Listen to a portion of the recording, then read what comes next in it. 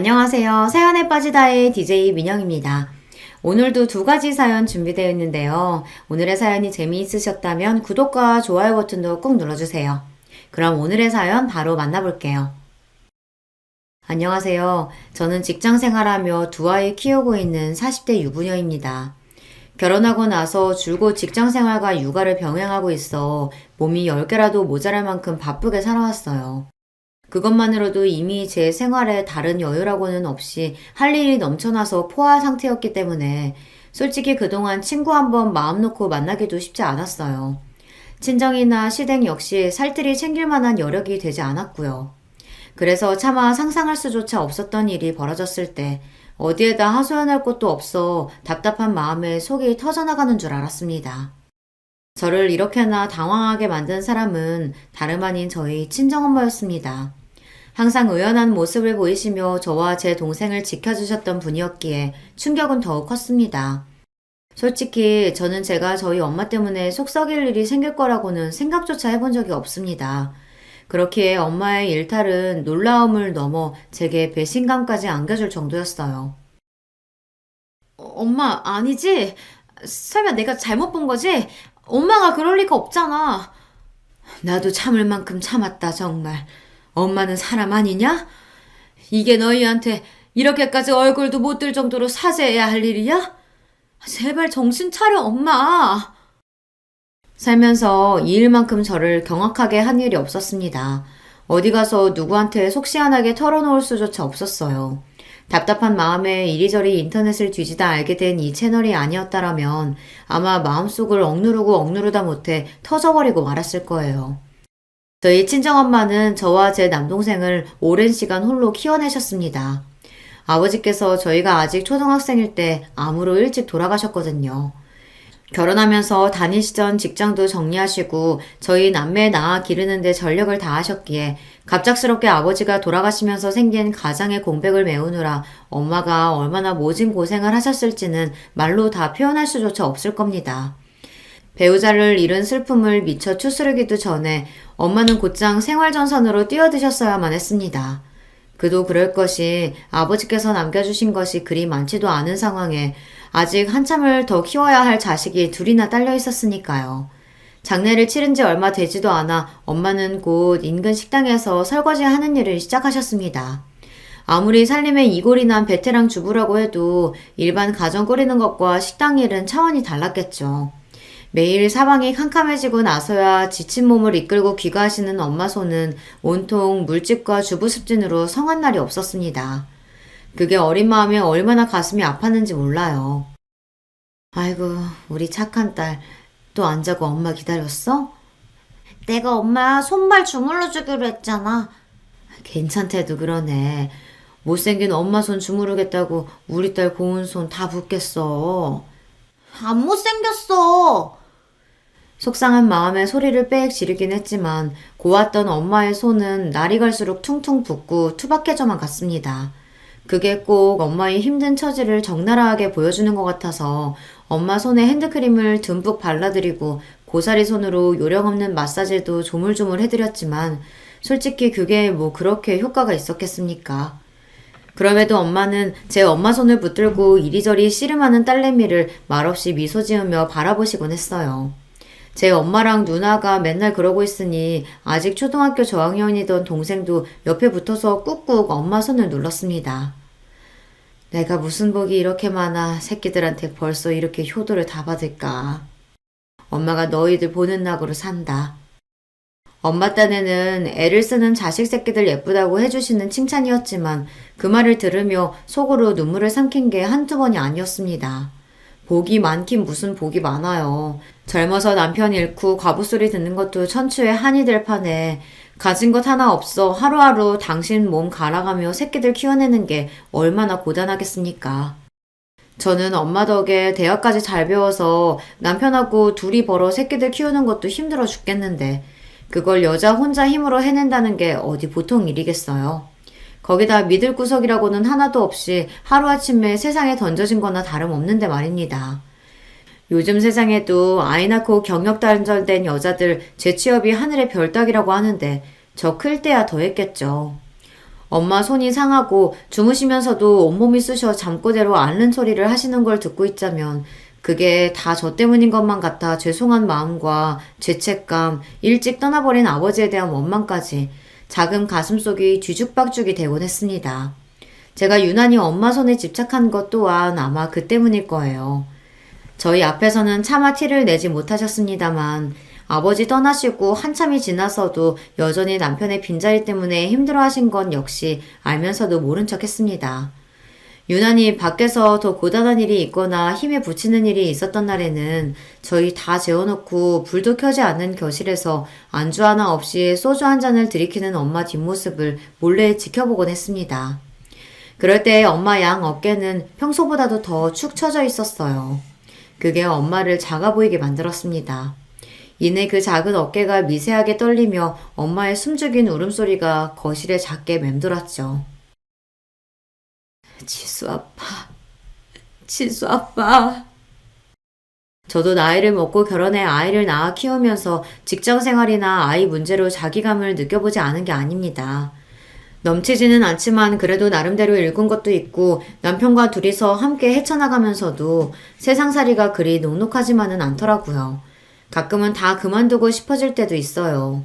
그럴 때 배우자의 존재가 얼마나 큰 힘이 되는지 내가 혼자서 지금의 나로 살 수 있었을까 하는 생각이 들면 아찔해질 지경입니다. 그리고 그런 생각이 들 때마다 그 벅찬 삶의 무게를 오롯이 홀로 짊어지고 이제는 빈자리가 되어버린 옆자리의 허전함에 소리도 크게 내지 못하고 울던 젊은 날의 엄마 모습이 떠오릅니다. 차라리 시원하게 울어서 마음의 응어리를 잠시나마 풀어내셨더라면 조금은 후련하셨을까요? 어린 자식 새끼들이 혹시나 당신 울음소리에 깰까 싶어 애써 울음을 삼키던 엄마 등을 토닥여줄 수 있다면 얼마나 좋을까. 지금도 힘든 날에는 그런 생각을 하곤 합니다. 가정 환경이 이렇다 보니 저나 제 동생이나 어떻게든 엄마를 기쁘게 해드리고 싶은 마음에 일찍 철이 든 편이에요. 저도 저지만 동생은 저보다도 더 어렸었는데 얼마나 엄마 손길이 그리웠겠어요. 그런데도 엄마가 일 나가시고 그 빈자리를 대신하는 누나 말 얌전히 잘 들으며 공부 열심히 하는 동생을 보면 기특하기도 하고 짠하기도 했습니다.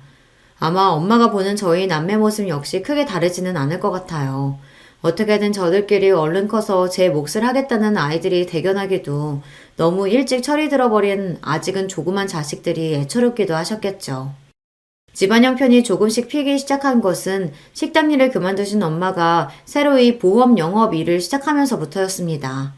평소에도 그리 강골은 아니셨던 엄마셨기에 몇 년 동안 식당 일을 하신 것 자체도 무리가 많이 되셨을 터였습니다. 엄마가 그렇게 버틸 수 있었던 것은 오로지 새끼들 먹여 살려야 한다는 절박한 마음에서 비롯된 거였겠죠. 그야말로 정신력으로 버티셨을 겁니다. 주변 사람들도 이런 사정을 모르는 게 아니다 보니 그런 엄마를 안타까워 하셨습니다. 보험 영업 일도 지인의 권유로 시작하게 되었거든요.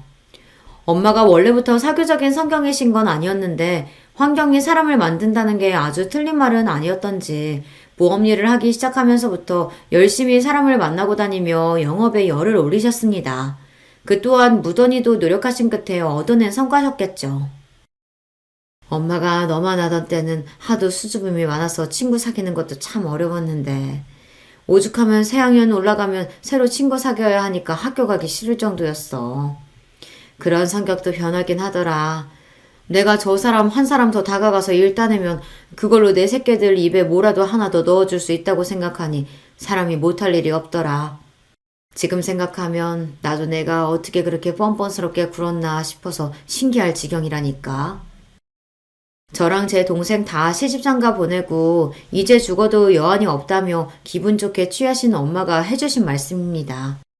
엄마의 노고야 저희 남매 모두 잘 알고 늘 감사하는 마음이었으나 본인 입으로 직접 저런 말씀을 해주신 건 그때가 처음이었습니다. 엄마는 후련하게 말씀하시는데 그걸 듣는 저랑 제 동생은 마음이 너무 아려서 눈물을 참느라 입술을 꽉 깨물어야 했어요. 이제 각자 가정을 꾸릴 수 있을 만큼 자식들 다 장성했으니 더 이상 그런 고생은 하지 마시고 편하게 지낼 수 있도록 최선을 다하리라 다짐했습니다.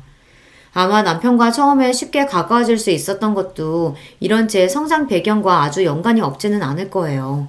남편도 저처럼 편부모 가정에서 자랐거든요. 다른 점이 있다면 제가 아빠를 일찍 여의고 홀어머니 밑에서 자랐다면 남편은 어머니가 일찍 돌아가셔서 시아버지께서 홀로 아들을 키우셨다는 겁니다. 나 하나 낳고 어머니가 내도록 아프셨어. 엄마에 대한 기억을 떠올리면 항상 아파서 누워 계셨던 것만 생각나서 사실 엄마랑은 별로 추억이 없어. 일하시면서도 아버지가 나까지 돌봐주시느라 항상 고생하셨지. 시어머니께서는 8년간 투병 생활을 하시다 운명을 달리하셨다고 해요. 말이 8년이지 그게 보통 긴 세월인가요? 거의 10년이 다 되어 가는데 혼자서 돈 벌면서 아이 키우는 것도 쉽지 않은데 거기다 배우자의 간병까지 하셨던 시아버지셨습니다. 오죽하면 긴 병에 효자 없다는 말이 다 있겠습니까? 부모 자식 간에도 그러한데 부부 간에 그러기에 더욱 어려운 일이었겠죠. 요즘도 그렇지만 특히 남편이 아내 간병하는 건 그리 흔하지 않잖아요. 그럼에도 묵묵히 자신에게 주어진 모든 상황을 감내하고 받아들이신 시아버지셨습니다. 지금에서야 나도 어른이 되고 자식 낳아 키워보니까 그때 아버지 삶이 얼마나 고단하셨을까 싶어. 부부 둘이서 힘든 일 함께 헤쳐나가며 같이 자식 키워도 쉽지 않은 게 삶인데 그 짐을 죄다 홀로 짊어지셨으니 그래서 그런가 아버지만 생각하면 감사하기도 죄송하기도 죄스럽기도 해. 제가 저희 엄마한테 느끼는 감정이 딱 그랬을 겁니다. 그렇다 보니 남편과는 공감대가 깊을 수밖에 없었어요. 제가 엄마가 그렇듯 남편에게 아버지란 존재가 얼마나 소중하면서도 무거운 존재일지 이해가 되었습니다. 시아버지께서는 말씀이 많으신 편은 아니셨지만 항상 다정하셨어요. 시집오고 첫 시어머니 제사가 있던 날 부랴부랴 퇴근하고 시댁에 갔더니 이미 혼자서 제사상 준비를 다 맞춰놓으셔서 얼마나 안절부절 못했는지 모릅니다. 내 안사람 챙기는 일인데 내가 하는 게 당연하지. 새아기 네가 미안할 게 뭐가 있어. 나야 늘 하던 일 한 건데 뭐. 무심한 듯 말씀하시지만 그 이후로도 제게 며느리로서 어떠한 의무를 강요하시거나 시댁 살림 일체에 단 한 번도 손대도록 두신 적이 없던 시아버지십니다. 이런 아버지의 영향인지 남편도 결혼 전부터 살림이나 요리가 아주 수준급이었어요. 저도 엄마 일하러 나가시고 안 계시는 동안 동생이랑 같이 이것저것 해먹으며 집도 나름대로 치운다고 치우며 살았는데 남편 하는 거에 비하면 그건 살림 축에도 못 듭니다. 시아버지께서도 손맛이 아주 좋으신 편이시니 이건 남편이 본인 아버지 보고 배운 게 맞겠죠. 어릴 적부터 아버지가 살림하시는 걸 보고 자라서 그런가. 나한테는 그냥 당연한 일이야. 여자고 남자고를 떠나서 사람이 성인이 됐으면 자기 밥 정도는 당연히 알아서 차려 먹을 줄 알아야지. 그러니까 당신도 괜히 결혼했다고 연애할 때보다 뭘 더 하겠다느니 그런 부담 가질 필요 없어. 본인 아버지 닮아 다정한 말을 참 무심하게도 하는 남편이었습니다. 엄마가 저희 남매 키우면서 하도 고생을 하셔서 그런가 사실 결혼에 대한 두려움이 있었던 저였거든요. 아마 남편의 저런 다정한 성정이 아니었다면 애를 둘이나 낳을 엄두조차 내지 못했을 거예요. 결혼 전에는 저처럼 편부모 가정에서 자랐다는 소리에 다소 걱정을 하시던 저희 엄마도 남편이 저한테 하는 걸 보고는 그만 정을 듬뿍 줘버리고 말았습니다. 요새 남자들은 우리 딸랑은 다르다더니 아무리 그래도 그렇지 조서방 같은 남자가 다 있구나 싶다. 우리 딸이 엄마 닮아 남자 보는 눈이 있네. 흐뭇하게 말씀하시는 엄마를 보니 괜히 쑥스러워서 마음에도 없는 말이 튀어나오더라고요. 남자 보는 눈은 무슨, 지금껏 우리 키운다고 그렇게 고생해놓고 그런 소리가 나와? 그거야 너희 아빠가 일찍 아파서 그랬던 거지. 너희 아빠도 타고난 성정은 다정한 사람이었어. 너희가 잘 기억을 못해서 그렇지. 너희 아기 때도 얼마나 물고 빨고 예뻐한 줄 알아? 나한테도 참 잘했고. 사람 병드는 걸 무슨 수로 미리 알았겠어. 너희 아빠 참 좋은 사람이었어, 지수야. 뜻밖의 훅 들어오는 아빠에 대한 이야기에 그만 눈시울이 시큰해지고 말았습니다. 애써 눈물을 꾹꾹 눌러 참으며 짐짓 아무렇지 않은 듯 화제를 돌렸습니다. 아빠 하나 가지고 그러는 거면 표본이 너무 적은 거 아니야? 엄마 결혼하기 전에 만난 남자친구들은 다 정했어? 남자친구들은 무슨... 내 팔자에 남자가 그리 많겠어? 그래도 참 좋았던 사람 하나는 있었지. 농담처럼 꺼낸 말인데 정말 누가 있기는 있었던 모양인지 잠시 젊었던 그 시절로 돌아간 것처럼 엄마 눈이 아련해졌습니다. 기껏해야 아빠 하나 만나고 시집 와서 내도록 고생한 줄 알았더니만 그래도 엄마한테도 훗날 추억할 만한 상대가 있었다는 생각이 들자 엄마도 여자였구나 하는 생각이 새삼 들더라고요. 도대체 얼마나 근사한 분이셨길래 우리 지은승 여사를 이렇게 추억에 짓게 만들어? 응? 얘기 좀 더 해봐, 엄마. 아유, 내가 괜한 소리를 다 했다. 딸내미 시집 갈 때가 되니까 괜히 나까지 기분이 말랑말랑해져서는. 다 늙어서 정말 주책이다. 그냥 못 들은 셈 쳐.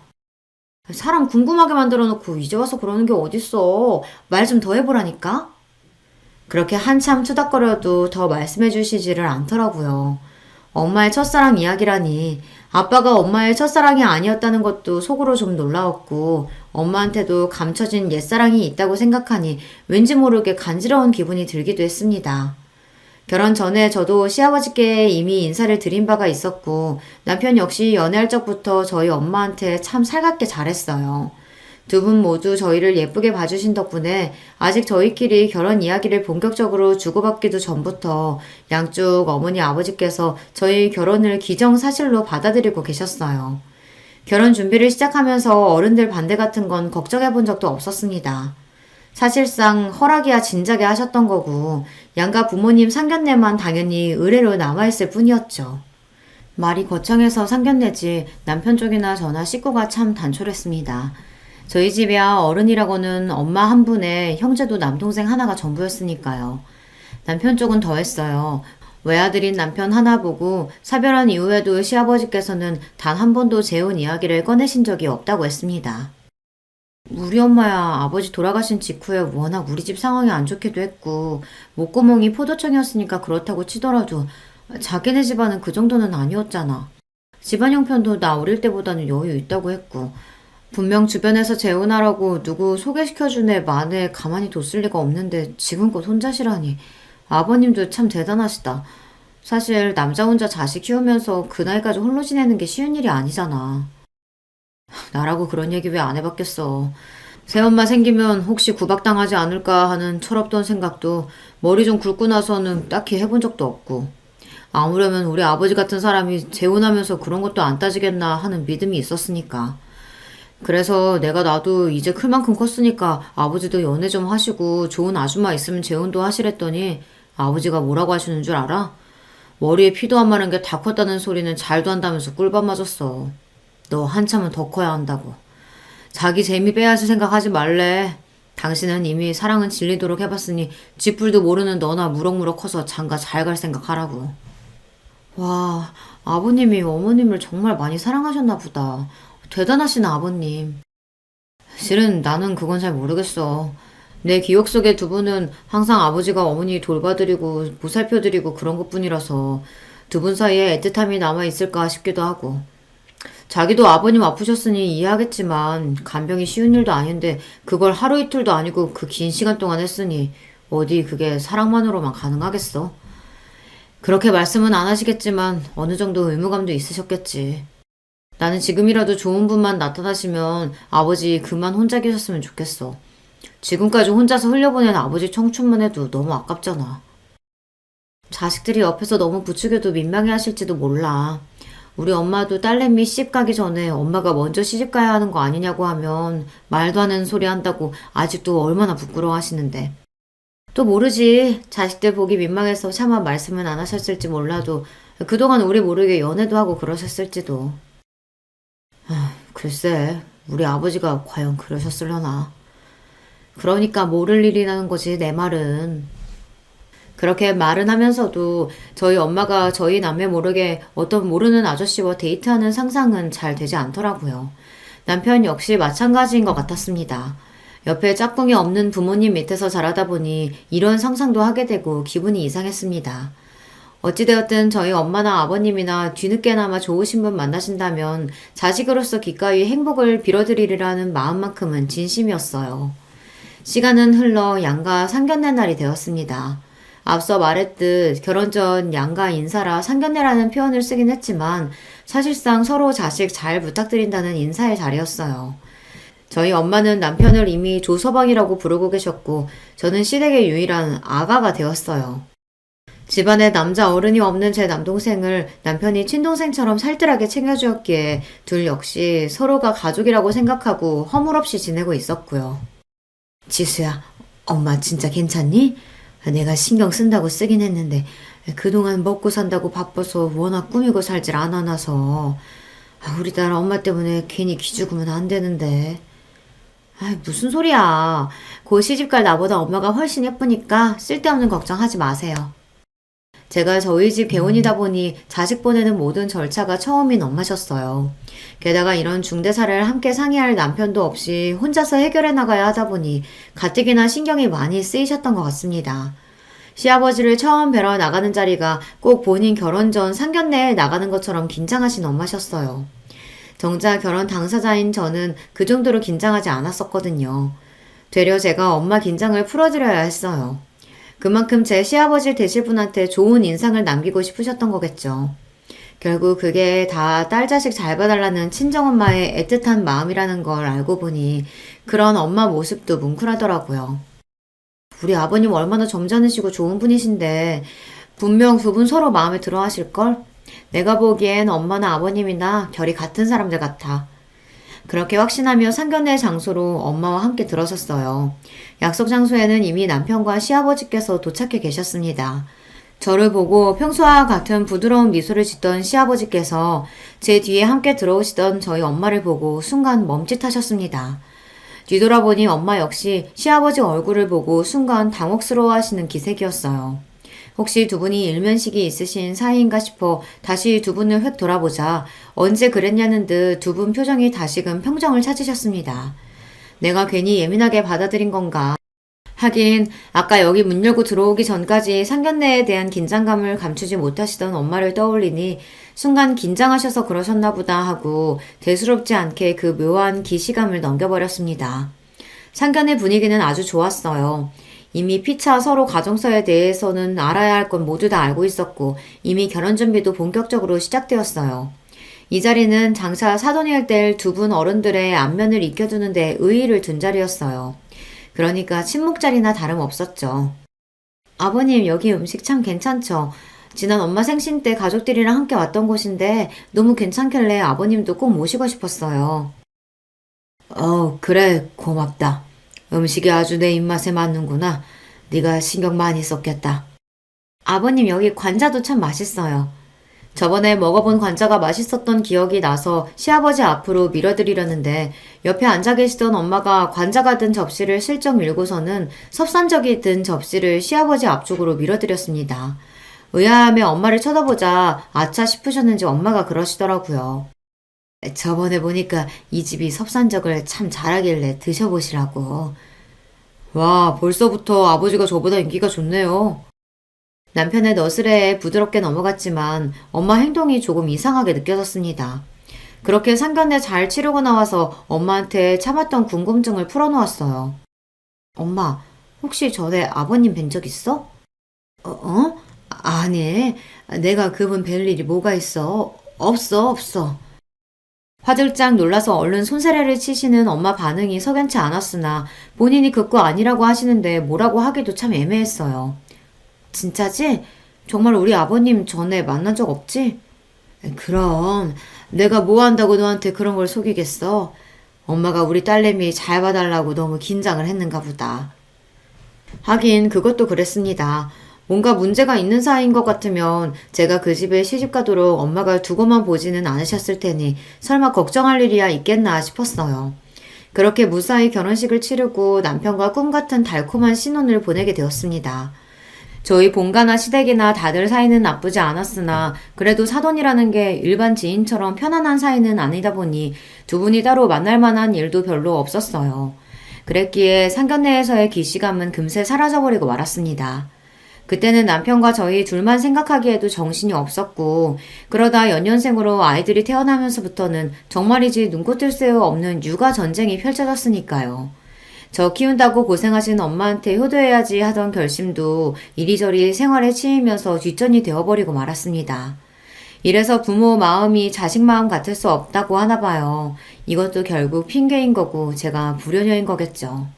남편과 둘이서 으쌰으쌰 해가며 힘을 내보아도 직장 다니면서 아이 둘 키우기가 쉽지가 않더라고요. 아이들 생긴 이후부터는 양가의 도움도 참 많이 받았습니다. 효도는커녕 손자까지 떠맡기는 못난 자식이 되어버려 송구스럽기가 이를 데 없었어요. 하지만 그런 못난 자식도 감싸 안아주시며 손자들에게 듬뿍 사랑을 쏟아주시는 두 분이셨습니다. 피치 못하게 남편과 저 두 사람이 동시에 야근이라도 하게 되는 날이면 저희 친정으로 혹은 시댁으로 아이들을 바쁘게 날라댔어요. 그마저도 할 수 없을 정도로 정신없이 바쁜 날에는 저희 엄마나 시아버지께서 직접 저희 집으로 와주실 때도 종종 있었습니다.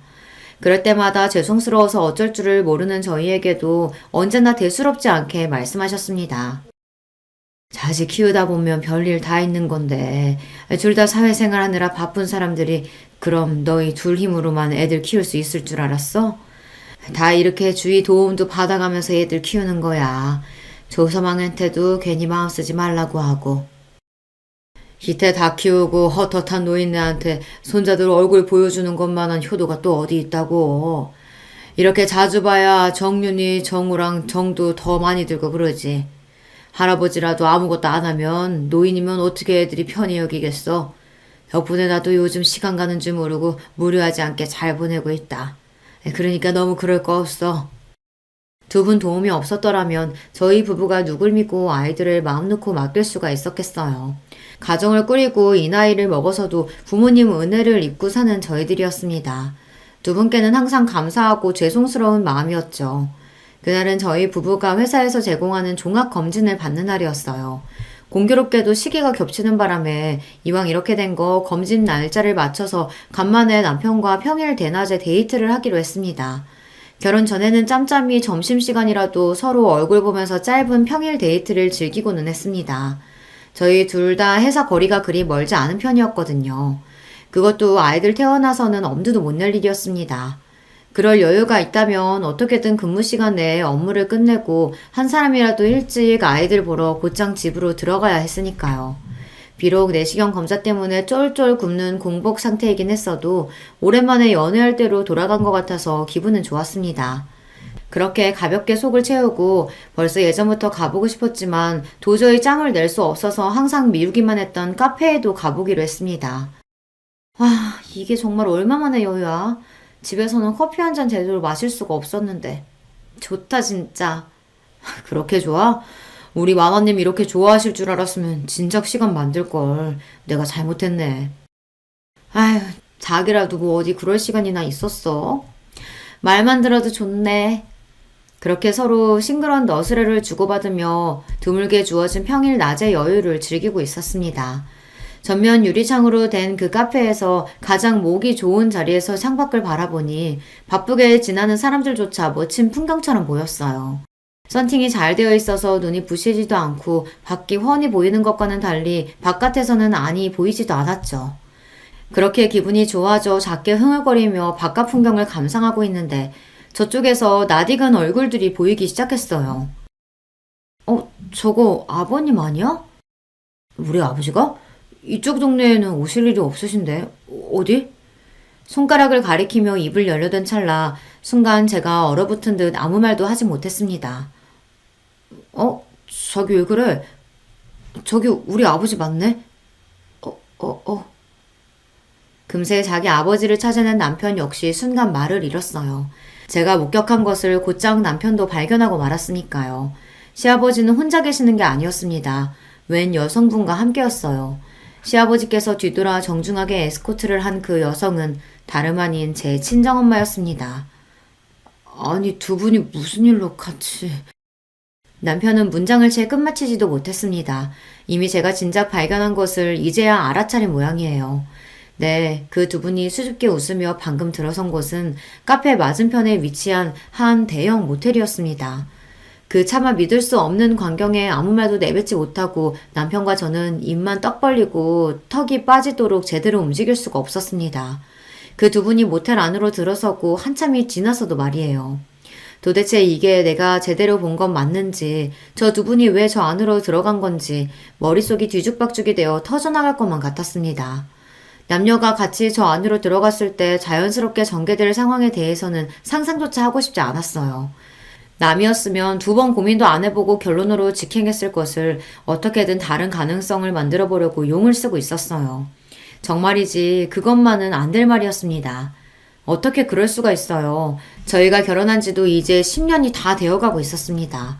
도대체 저 두 분이 언제부터 저런 관계였던 건지, 자식들이 서로 결혼해서 손자들까지 봤는데 어떻게 저럴 수가 있는 건지 생각하면 할수록 더 미쳐버릴 것만 같았죠. 남편도 차마 입을 떼지 못하고 있었습니다. 어떻게 쉽게 입을 열 수 있겠어요.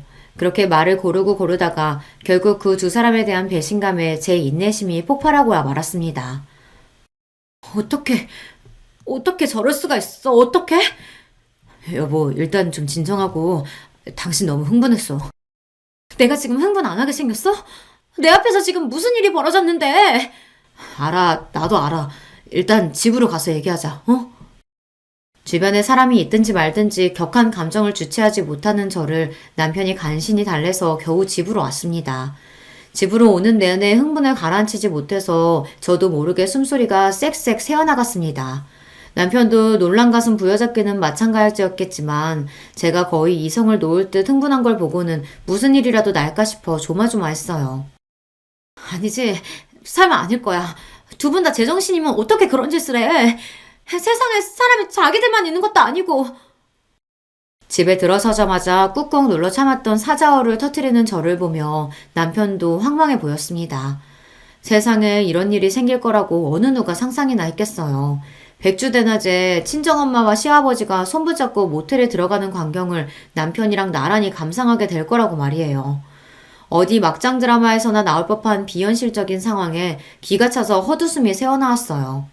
뭐 현실은 드라마보다 더하다는 말들 많이 하긴 하지만 어떻게 일이 터져도 이런 일이 터질 수가 있는지요. 그 두 분이 평소에 자식들의 걱정거리나 골칫덩어리 문제 부모였다면 또 모르겠습니다. 두 분 모두 일찍이 홀로 되시고 자식들 키우는 일 말고는 한눈 한번 팔아본 적이 없으신 분들이셨어요. 그러기에 더더욱 충격일 수밖에 없었죠. 사람이 없어도 하필 왜 그 둘이란 말입니까? 우리 아직 그 두 분한테 아무 얘기도 들은 거 없잖아. 그러니까 너무 속단하지 말자, 어? 속단은 무슨, 당신 바보야? 그 꼴까지 봤으면 상황 다 끝난 거지. 그렇게 말하는 남편 스스로도 확신이 없어 보였습니다. 그 사람이라고 저랑 별반 다른 생각했겠습니까? 어떻게든 이 일을 덮고 싶은 것도 같고 저처럼 그 사람 역시 혼란스러웠겠죠. 저 역시 한껏 흥분해서 쏟아내고 나자 차츰 머리가 차갑게 식기 시작했습니다. 그러니 이걸 이제 어떻게 대응해야 하나 골머리가 아파지기 시작했습니다.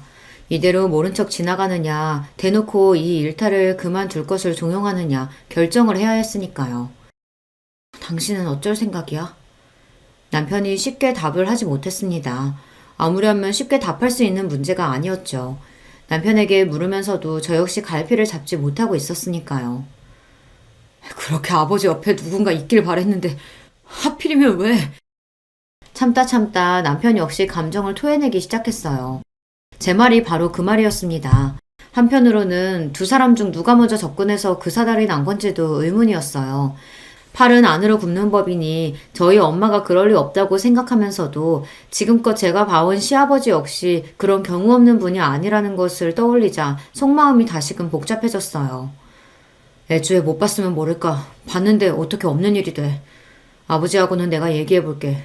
당신은 어떻게 할래? 얘기를 해도 각자 부모님 각자 알아서 맡아서 처리하자는 뜻이었어요. 하긴 제가 시아버지한테 뭐라고 그러겠어요. 남편이 저희 엄마한테 뭐라고 그러겠어요. 얘기를 한다고 치면 그게 맞기는 하죠. 문제는 엄마와 그 문제로 이야기를 꺼내는 자체가 엄두가 나질 않았던 거죠. 나는 생각 좀 더 해볼게.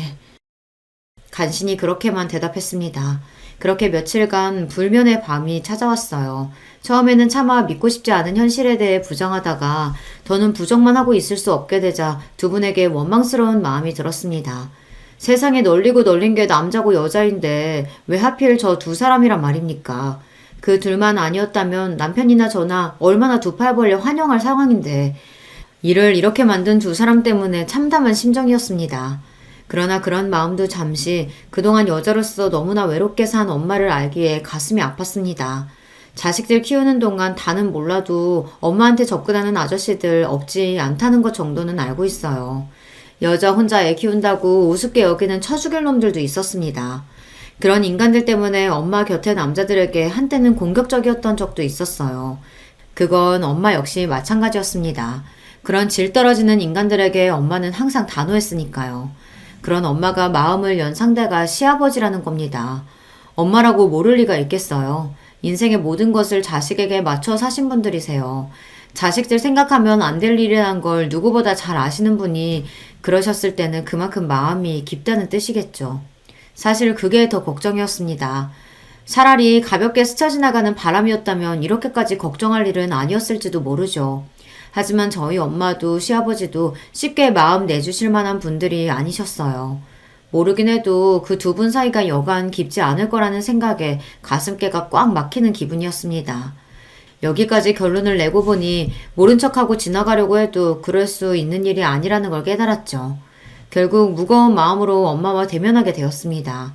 오랜만에 딸내미가 데이트 신청했다고 마냥 기쁘게 나오신 엄마 얼굴을 보니 화가 남과 동시에 엄마 인생이 가여워서 심장이 쥐어짜는 듯 했습니다. 저는 화내지 않으려 애써 마음을 가라앉히고 차분하게 물어봤어요. 엄마, 요새 만나는 사람 있어? 어? 엄마가 눈에 띄게 당황하기 시작했습니다. 찔리는 구석이 있으니 더 그랬겠죠. 흥분하지 말자 속으로 다시 다짐하며 본론을 꺼냈어요. 그게 우리 아버님이야? 엄마 표정이 새파랗게 질려버렸습니다. 찻잔을 쥔 손이 덜덜 떨렸어요. 제 눈도 마주치지 못하는 걸 보자 이렇게 자식 앞에서 죄인처럼 굴 거면서 어쩌자고 그런 일을 벌였나 싶어 순간 화가 치밀어 올랐습니다. 엄마가 어떻게 그럴 수가 있어? 다른 사람도 아니고 우리 아버님이랑! 거기까지 소리를 치다 순간 누가 들을까 싶어 말문이 확 막혔습니다. 그래요. 남들이 들을까 무서운 얘기였어요. 그러자 엄마가 차마 소리도 내지 못하고 눈물을 뚝뚝 떨구기 시작했습니다. 엄마의 눈물까지 보게 되자 가슴이 정말 미어지는 듯 했습니다. 엄마, 대체 왜 하필이면 우리 아버님이야? 언제부터 그랬던 거야? 아니, 더 얘기할 거 없어. 정리해. 정리해야 하는 거 엄마도 알지? 나랑 그 사람은 물론이고 대체 우리 정윤이 정우 어떻게 보려고 그런 짓을 해? 나라고 그러려고 그랬겠어? 엄마도 정말로 안 그러려고 했어. 정말이야. 겨우 그 말씀만을 하시고 눈물을 주체하지 못하는 엄마셨어요. 짐작은 했지만 이미 시아버지와 보통 깊은 사이가 아닌 듯 했습니다. 대체 이 일을 어떻게 해야 하나 눈앞이 깜깜했습니다. 그렇게 한참을 울고 나서야 겨우 엄마 울음이 잦아들었어요. 말없이 어색한 침묵을 견디는 시간이 길어져만 갔습니다. 이래서야 오늘 이야기하기는 글렀구나 하던 찰나 엄마가 입을 여셨어요. 윤석 씨, 그러니까 너희 시아버지랑은 결혼 전에 만났던 첫사랑이었어. 당시에 부모님 반대가 심해서 헤어지고 몇 년을 힘들어하다 만난 게 네 아버지였고 네 아버지를 진심으로 사랑했고 함께 사는 동안 충실했지만 윤석 씨랑 헤어지면서 워낙 힘들었기 때문에 살면서 가끔씩 생각은 났었어. 홀로 되고 나서는 지나간 사랑이 아쉬워서 그런가 더 그랬지. 그러다가 상견례 나가서야 네 시아버지 될 사람이 그 사람이었다는 걸 그제야 알게 된 거야. 맹세코 그 이전에 따로 그 사람 찾거나 한 적은 없었다. 엄마가 추악하던 그 첫사랑이 시아버지였다니 그것만으로도 충격적이었으나 아직 들어야 할 이야기가 많았습니다. 설마 사돈 셀 사람인데 첫사랑이라고 한들 뭘 어떻게 해볼 생각 같은 거 감히 해본 적도 없었어. 이렇게 된 마당에 이런 소리 하니 믿기진 않겠지만 정말 추워도 그런 생각하지 않았다. 사돈 자리가 원래도 그리 자주 볼 자리는 아니긴 했지만 일부러라도 마주치는 일 없게 하려고 내 딴에는 가지내를 썼어. 그러다 자식들 다 시집 장가 보내고 혼자 남으니 헛헛한 마음이 더해지더라. 너희 바쁠 때 애들 봐주러 너희 집에도 들락거리다 보니 본의 아니게 윤석 씨와 마주치는 일이 잦아지더라. 그러면 안 된다고 생각하면서도 끝이 그래서 그랬는지 쉽게 미련이 떨어지질 않더라고. 그러면 안 된다고 자식들이랑 손자 볼 나도 없다고 생각하면서도 여전히 다정한 그 사람한테 마음이 가는 건 어쩔 수가 없었다. 당장 헤어지라고 윽박지르고 싶은 마음이 들면서도 엄마가 가여워서 어떻게 해야 할지 모르겠더라고요. 오죽하면 그랬을까, 오죽하면. 그 생각이 드니 차마 입을 떼기가 쉽지 않았습니다. 엄마, 아무리 그래도 그렇지. 우리가 결혼하기 전이면 또 몰라도 지금 손주가 둘이나 있잖아. 엄마 스스로도 떳떳하지 못한 이 관계를 계속 이어나가겠다는 거야? 나중에 우리 애들이 알게 되면 엄마 손자들한테 이렇게 말할 수 있겠어? 엄마가 잘못한 거 알아. 엄마가 정말 미안해, 지수야.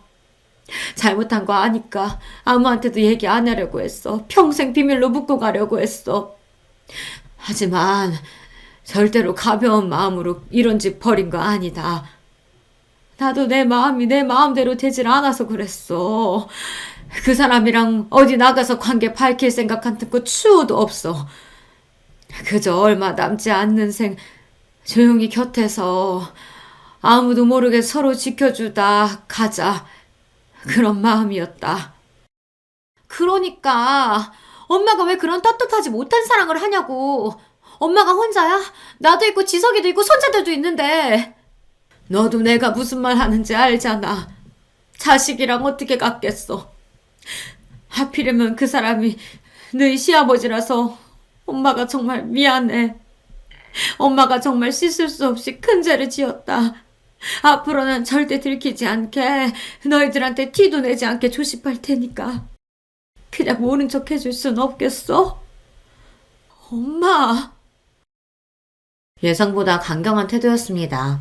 이쯤 하면 엄마가 스스로 포기하실 줄 알았어요. 하지만 엄마 스스로도 어쩔 수 없는 마음이라니 제 눈도 못 마주치고 죄스러워하시면서도 끝내 시아버지와 정리하겠다는 말씀만큼은 하지 않으시는 엄마를 보는 제 속이 복잡해졌습니다. 엄마는 죽어도 정리를 못 하시겠대. 제 마음대로 되는 일이 아니래. 아버님하고는 얘기해봤어? 집에 돌아와 남편에게 그날 일을 털어놓았습니다. 말이 이어질수록 남편 표정도 어두워져만 갔습니다. 한숨을 푹 내쉬며 남편이 말했습니다. 우리 아버지도 마찬가지야. 난 우리 아버지한테 그런 면이 있는 줄은 몰랐다. 뭐라고 하시는데? 장모님 감싸기부터 하시더라. 잘못이 있으면 다 자기가 잘못한 거라고. 장모님은 잘못한 거 하나도 없으시다고. 그러니까 욕을 하거들랑 자기한테만 하고 멍망도 자기한테만 하래. 무슨 성인군자도 아니고. 그렇게 말하는 남편 표정이 말이 아니었습니다. 지금 제 표정도 딱 저렇지 않을까 싶었어요.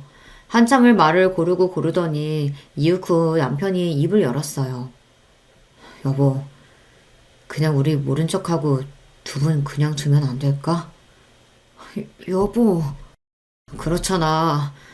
그날 우리가 그렇게 우연히 두 분 본 거 아니었으면 애초에 이런 일이 생기지도 않았겠지. 평소에 두 분이 자식들이야 어찌됐든 신경도 안 쓰시는 분들이었다면 또 몰라. 자식밖에 모르시던 분들인 거 뻔히 아는데 두 분 사이가 그렇게 되기까지 얼마나 마음고생이 심하셨겠어. 서로 첫사랑이라고 하셨잖아. 애꿎게 사돈 사이를 다시 재회하긴 하셨지만 서로 마음 안 주려고 또 얼마나 애를 쓰셨겠어. 우리 결혼한 지 벌써 10년이 다 돼가. 그 긴 시간 동안 접지 못한 마음이면 정말로 접을 수 없는 마음이니까 그러신 거 아니겠어? 두 분이 당장 결혼을 하신다는 것도 아니고 앞으로 그러실 분들도 아니고. 그러니까 설득을 하라고 보내놨더니 당신이 설득돼서 오면 어떡해. 당장 결혼을 하실지 말지 그걸 어떻게 알아? 저 두 분 만날 거라고는 어디 상상이나 했어? 제 말에 남편 말문이 딱 막혔습니다. 저라고 어디 저희 엄마한테 상처 주는 말 하고 싶었겠어요. 하지만 이게 사회적 통념이었어요. 이번에야 우리 둘한테 들켜서 그나마 집안 문제로 넘어갔지. 혹시 두 분이 사돈인 걸 아는 다른 사람들이 보기라도 했으면 어떻게 됐겠습니까? 두 분의 지난한 역사야 알 바 아닌 타인들의 눈에 그 두 분이 어찌 비칠지 상상만 해도 아찔했어요. 그 시선에 또다시 다치게 되실 엄마를 생각하니 더더욱 그랬습니다. 제가 겨우 저희들 생각만 해서 그런 모진 말을 했겠어요. 이 관계는 누구보다 엄마 스스로에게 위험한 관계였어요. 고민 끝에 결국 시댁으로 시아버지를 찾아가게 되었습니다. 두 분 관계를 알게 된 이후에 처음 걸음하는 거였어요. 그만큼 시아버지 얼굴을 뵙기가 쉽지 않더라고요. 시아버지 역시 마찬가지였겠죠. 엄마와 마찬가지로 죄인처럼 제 얼굴을 제대로 찾아보지도 못하는 시아버지를 보니 마음이 배로 무거워졌습니다. 네가 얼마나 황당하고 황당한 마음일지 내가 짐작조차 할 수가 없구나. 너나 우리 희태에게는 정말 입이 10개라도 할 말이 없다. 아버님, 정말 다시 생각하실 순 없으시겠어요? 네가 뭘 걱정하는 줄 안다. 우리도 그날 이후로 따로 안 보고 연락만 주고받고 있어. 너희들을 허락받고 만난 건 아니었지만 모르면 몰라도 너희가 알고 있는데 너희 허락받지 않고 만나는 건 정말 너희를 기만하는 것 같아서. 애초에 암만 하셨다면 기만이 아니었을 텐데 이제 와서 고지식하게 저희 허락만을 간절히 바라시는 것 또한 딱 두 분 같으셨어요. 인정하기 싫지만 두 분이 마음으로 이어져 있다는 걸 인정하지 않을 수가 없었습니다. 나도 그렇지만 은숙 씨도 지금까지 살아온 인생이 녹록지 않다는 거 너도 잘 알고 있지 않니? 우리는 크게 뭘 바라는 게 아니야. 이 나이에 감히 살림 합친다는 그런 말도 안 되는 생각 해본 적도 없다. 그저 더는 옆이 외롭지 않게 남들에게 티내지 않고 가는 날까지 서로 의지하면서 살도록 도와줄 수는 없겠니? 이쯤 되니 저도 그만 설득할 의욕을 상실하고 말았습니다. 네, 사회적으로 쉽게 용인될 만한 일이 아니라는 건 누구보다 잘 압니다. 그렇다고 어린아이들도 아니고 이제 인생의 황혼기에 접어든 두 분을 어디 강제로 묶어놓을 수도 없고 제가 떼어놓는다고 해도 결국은 돌고 돌아서 서로 만날 분들이라면 애초에 제가 어떻게 손을 쓸 수 있는 일도 아니지 않습니까? 무엇보다 시아버지는 제가 그동안 보았던 제 엄마한테 관심을 표하던 그 어떤 사람보다도 제 엄마를 소중하게 여기며 정중히 말씀하고 계셨어요. 엄마 인생에 마음에 둔 남자로부터 은숙 씨라는 이름이 불려본 것이 얼마만일까 생각하니 자식으로서는 한사코 말리고 싶으면서도 같은 여자로서는 그런 엄마 마음이 이해가 가지 않는 것도 아니었습니다. 결국 저는 두 분께 백기를 들고 말았어요. 나도 이제 몰라. 엄마 마음대로 해. 단 저번처럼 누구한테 들키거나 하면 그걸로 끝인 거야. 재혼이라도 하려고 치면 그땐 엄마 딸 죽는 날이니까 꿈도 꾸지 말고. 재혼이라니 그런 말도 안 되는 생각 해본 적도 없어. 엄마 정말 죽은 듯 티도 내지 않고 정말 조용하게 아무도 모르게 할게. 네가 이 정도까지 봐주는 게 내 입장에서 얼마나 큰 마음 먹었는지 안다. 네가 걱정하는 일 생기지 않도록 절대 실망시키지 않을게. 약속할게. 됐어. 제발 상처만 받지 마. 나 엄마한테 바라는 거 그거밖에 없어. 그렇게 엄마랑 얼싸안고 한참을 울었습니다.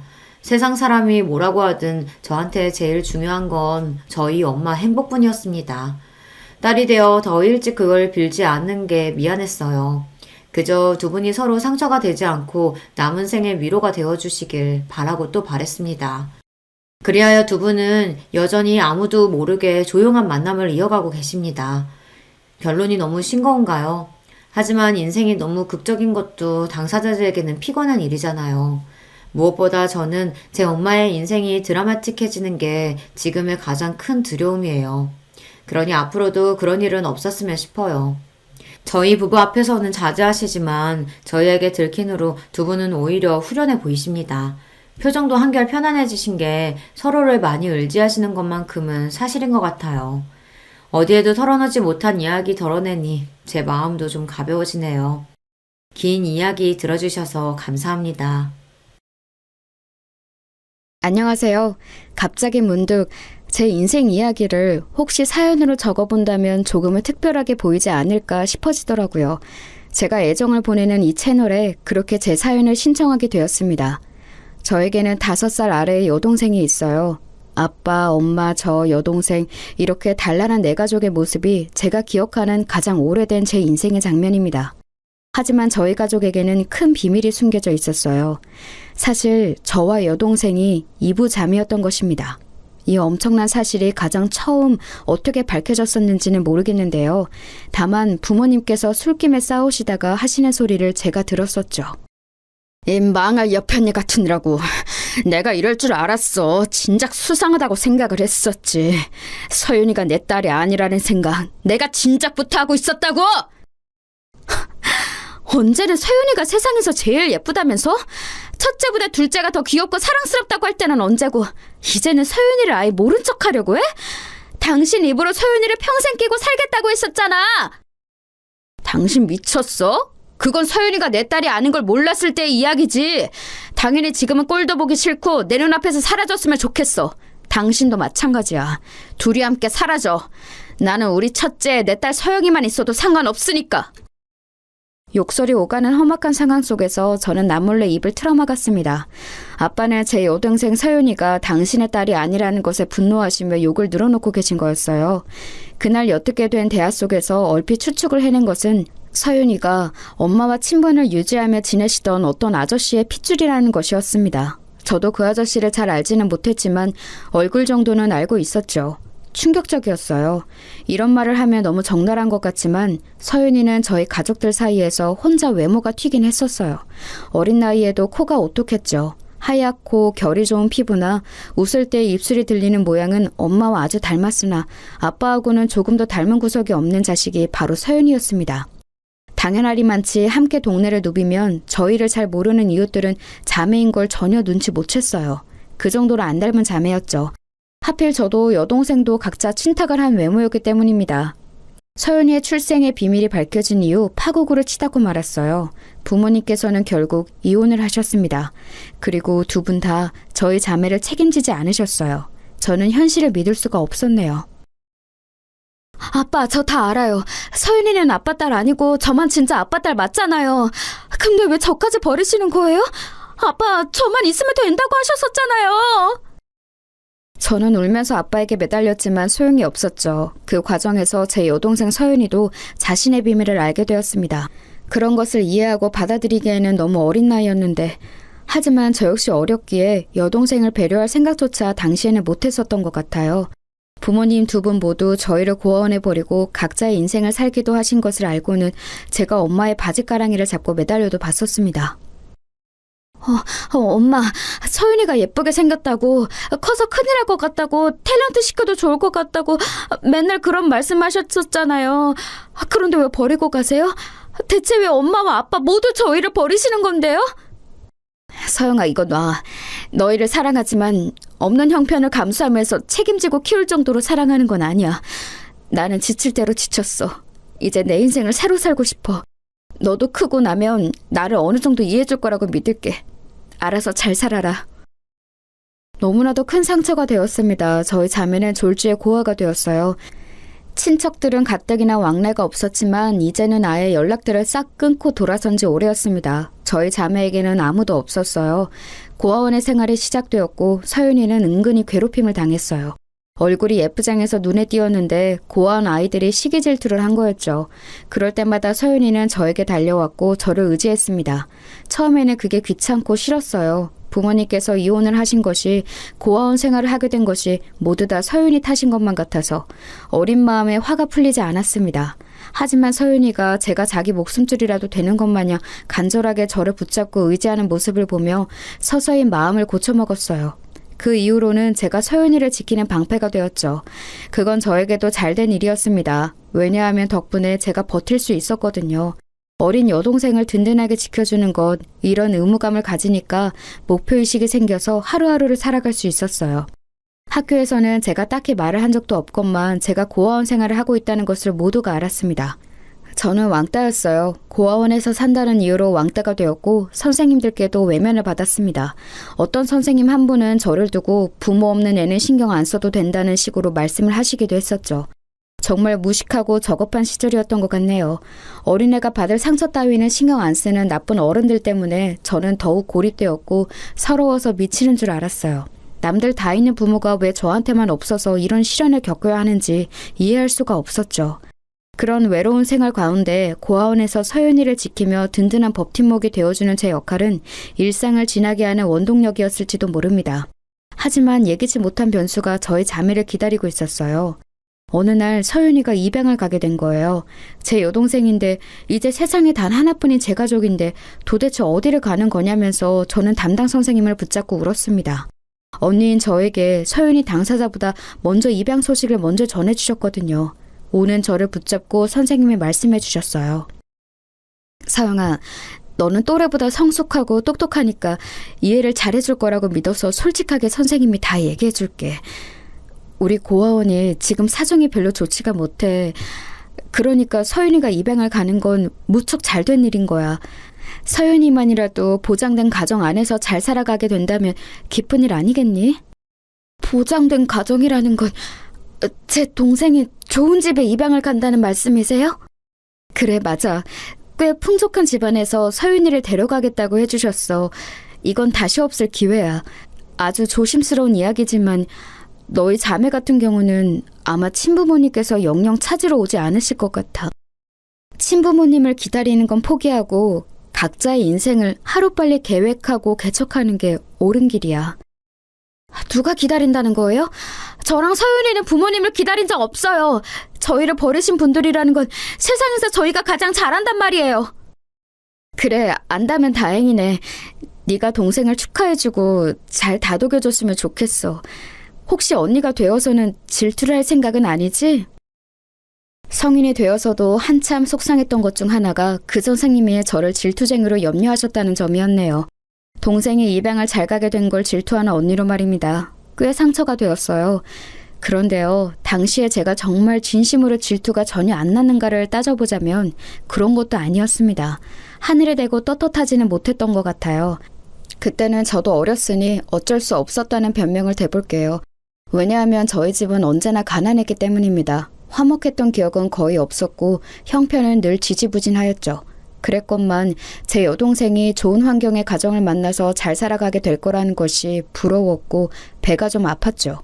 저는 아무도 몰래 원장님을 따로 찾아가서 간청을 했었어요. 서윤이와 함께 저도 그 집에 입양을 가면 안 되겠냐는 것이었습니다. 두 손을 모아 비로도 받지만 원장님은 저를 떼어내셨죠. 될 일마저 안 되게 만들지 말라고 하시면서 여동생이 앞날이나 축복해달라고 하시더라고요. 앞으로 평생 못 보게 될 수도 있는 거니까 이별도 후회되지 않게 잘하라고 하셨습니다. 그 소리를 듣고 나니까 심장이 철렁 내려앉더라고요. 나는 5년 전의 일을 어느 정도로 기억하지? 어렸을 때니까 어쩔 수 없이 기억이 잘 안 나. 거의 기억들이 희미한데 그렇다면 서윤이는 크고 난 뒤에 나를 잊게 되는 걸까? 아빠랑 엄마까지 해서 넷이 살던 우리 가족의 모습은 아예 잊을지도 모를 일이고 나의 존재도 별것 아닌 것으로 기억에 남길 수 있겠구나. 왠지 겁이 났습니다.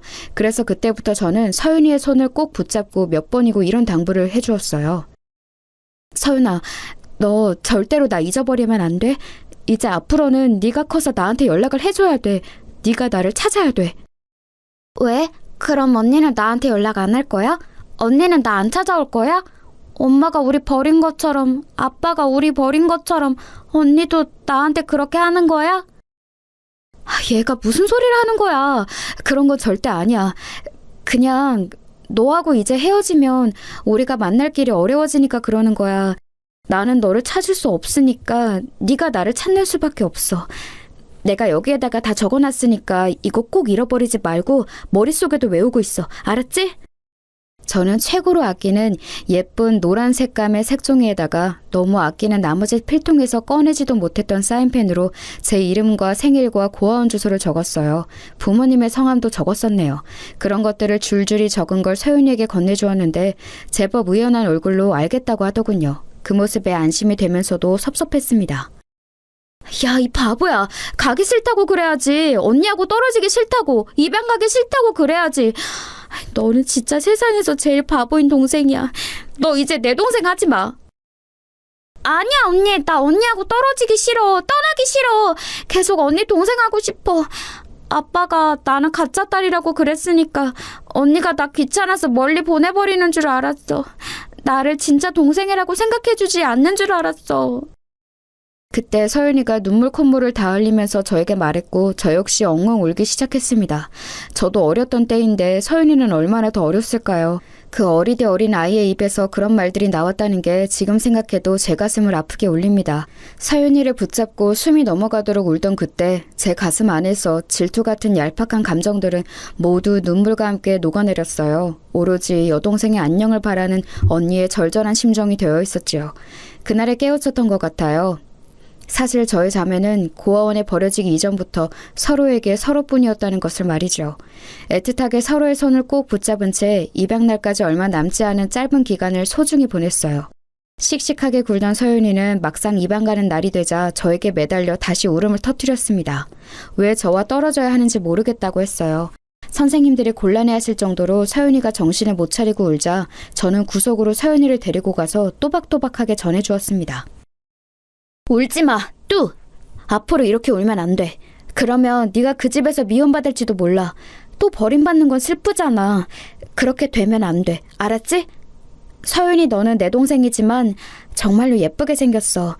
그러니까 예쁨 받을 수 있을 거야. 정신 똑바로 차리고 잘 살아야 돼. 언니, 우리는 왜 가족이 다 따로 살아야 돼? 같이 살면 안 되는 거야? 엄마, 아빠하고 다 같이 사는 애들은 왜 그런 거고 우리를 왜 이런 거야? 우리가 함께하면 좋겠지만 그럴 수 없어, 서윤아. 학교에서 언니 반에는 이름도 얼굴도 예쁜 장미라는 애가 있어. 근데 성도 백이다? 백장미야. 이름 정말 예쁘지? 걔는 집도 잘 사는 모양이야. 가방도 옷도 빛이 나거든. 머리띠는 맨날 새 걸로 쓰고 와.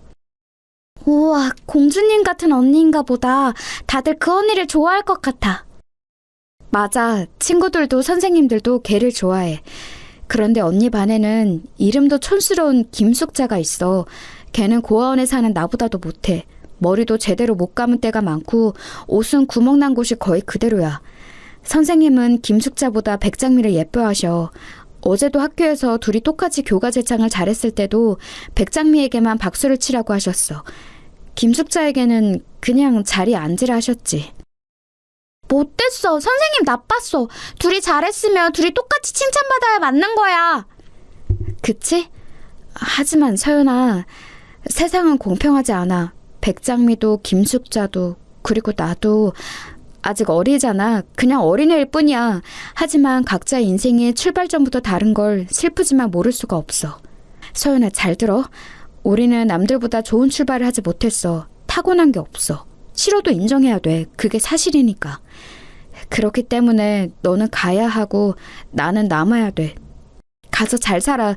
죽이 되든 밥이 되든 네가 여기서 남아있는 것보다 훨씬 나은 미래가 펼쳐질 거야. 저는 담당 선생님의 말만 따나 많이 성숙했던 것 같아요. 어른도 쉽사리 하지 못한 이야기들을 하고 있었으니까요. 그리고 그런 이야기를 아직 이해하지 못하는 눈초리를 하고도 서윤이는 가만히 듣고 있었습니다. 저는 눈물을 마저 닦아주며 그랬죠. 서윤아, 너 전에 우리 옆집에 살던 성희 언니가 키우던 병아리 기억나?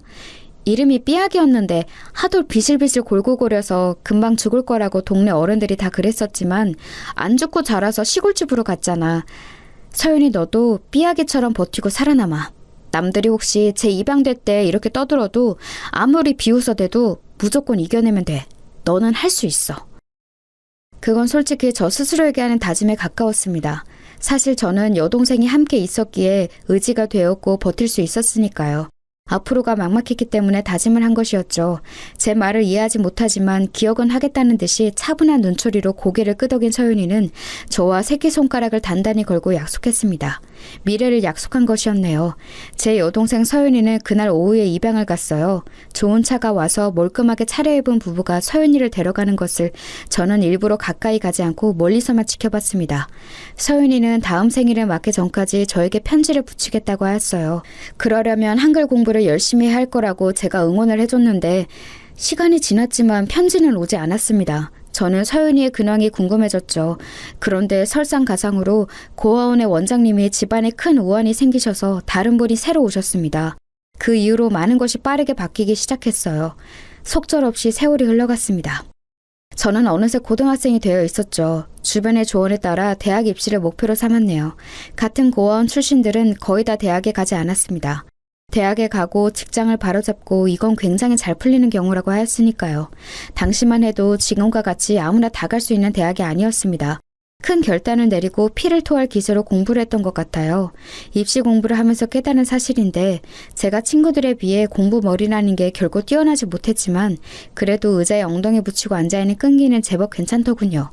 버티는 것도 하나의 재능이라며 고아원에서 친하게 지냈던 아는 언니가 칭찬해 주었고 저는 더욱 열심히 하였습니다.